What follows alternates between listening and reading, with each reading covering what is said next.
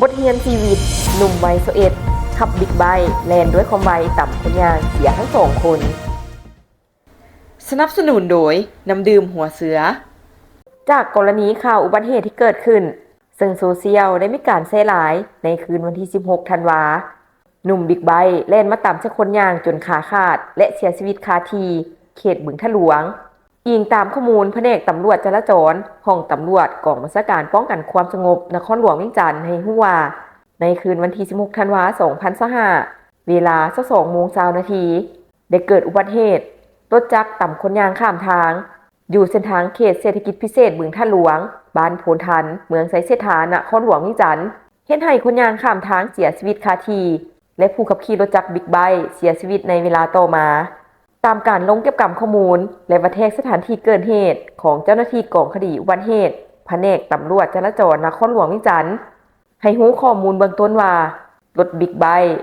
ยี่ห้อ BW สีแดงดำหมายเลขทะเบียนจจ6666นครหลวงเวียงจันทน์ขับขี่โดยเท้าสงกรานต์อายุ21 ปี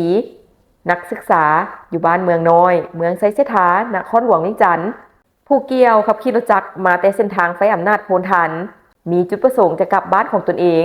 พอขับขี่ข้ามไฟอำนาจมาได้เกิดอุบัติเหตุต่ำคนยางข้ามทางซื้อเท้าวงสดอายุ52 ปีสัญชาติลาว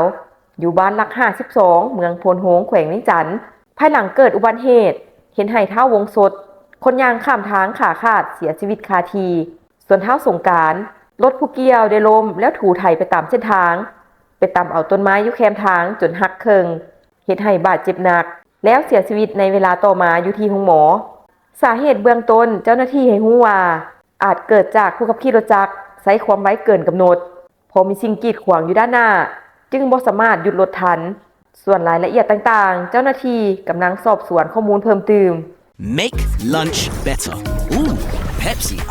Make it super, mega, extra spicy. Make it viral. That's better. Your meals better with Pepsi.